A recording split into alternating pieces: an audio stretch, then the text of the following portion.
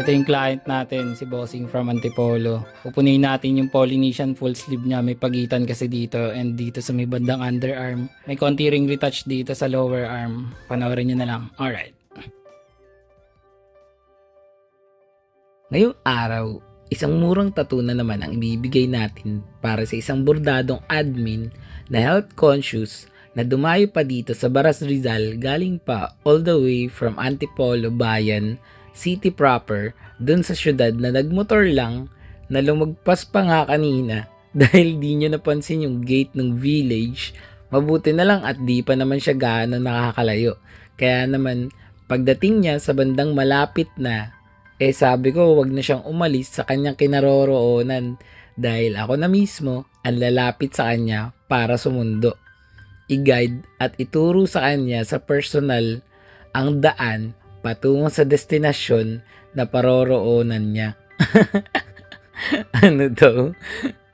Anyway, client requested a Polynesian sa kanyang taas na upper inner loob ng forearm pati sa may bandang siko para naman nang sa ganun mapuno na rin sa wakas ang matagal na ni boss na inaasam-asam na full sleeve.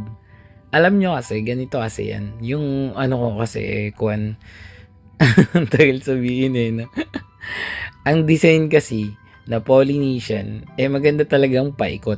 Isang buo, malaki, mahaba, mataba. Ay, joke lang. At maraming hugis at kalimitan, marami kang makakatulad na style, pero almost unique yung each patterns kasi may iba't ibang paraan, sistema at diskarte kung paano ito ilalapat sa nagmamay-ari ng katawan. Posibleng yung artist yung pumili, pwedeng tulungan, collab, ganun. Basta sobrang unique niyan, imposibleng may makakasalubong ka sa daanan na Polynesian na parehong-pareho kayo ng design. Alam mo yun? Nga pala, etong braso ni Bossing na customer, dalawa na raw na artist ang nagtangkang tumapos para maging full sleeve project 13 years ago na nung una siyang napagdesisyon na ipatatak ang disenyo na poly. Subalit mula nun di pa rin nakamit ni boss ang hustisya para mabuo ang kanyang pangarap. Ala ganun talaga. Naniniwala ako na kami talaga ang tinadhana na magtagpo sa mga oras na to para plansyahin ang gusot ng kahapon, pag-ibayuhin ang naudlot na obra maestra na magdudulot ng galak sa kanyang natutulog na damdamin sa wakas. Etong si Bossing na client na siguro ang isa sa pinakamatibay na nagpatato sa atin. Grabe, siko at may bandang kilikili pinagsabay. Ngiti-ngiti lang, tamang kwento. Ginawa namin dito para naman nang sa ganun maibsan ang kanyang nararamdaman at maibaling ang isipan patungo sa lugar na siya lang ang may alam. Yung schedule na to ilang beses na muntikan nang di matuloy. Ayun, ngayon tuloy na. Kasi kung di pa nagkatuluyan baka natuluyan ko to ng tuloy-tuloy na kwan. Ano daw? Teka. Napahaba na naman tong video ko para sa mga tropa natin diyan na gusto ng murang tattoo na kagaya nito. Kontakin nyo na agad ako sa FB page More Than Vlogs. Text o tawagan ako sa cellphone number ko 0970-825-0395.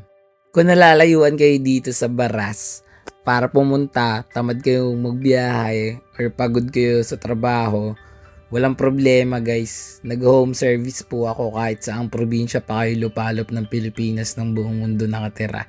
Ako bahala dyan. Pag-usapan lang natin, napakadali ko naman kausapin. Kaya nga pag-usapan Alam ko naman. Nga pala, hindi lang sa Facebook nyo ako pwedeng panoorin, pwede rin sa TikTok at sa YouTube. Malaking bagay at malaking tulong yun sa akin sa pagsuporta nyo sa mga platforms na yun para patuloy tayong makapagbigay, makapaghandog, makapagtato ng ganitong klaseng mga obra. Alright. Patapos na nga pala itong video. Pero bago yun, panoorin at pakinggan muna natin ang tattoo client review. Let's go! Boss, tapos na yung ano natin, dinugtungan natin na bitin na poly. Anong masasabi mo? Ayos. Yun o. Rate mo na, 1 to 10. Siyempre 10. Tapos, and guys, mapapansin nyo, meron mga kulang dyan na shading. Ano na, hindi na kasi kaya nung karayom. Nasakta na yung karayom, guys. Aray mo. Tsaka, uwing-uwi na yung ink eh. Yun ah. Pero ulit ka pa ba, boss? Siyempre naman. Oo, ulit pa talaga yan kasi yung... Totoo. Oh, yung bitin. Pati yung dito sa may bandang kilikili, sobrang sakit kasi dyan. Ayan. Si boss nga pala, dumayo pa yan. Galing sa... Antipolo. Puro mga taga-Antipolo lately ah. Okay boss, salamat sa tiwala. Thank you.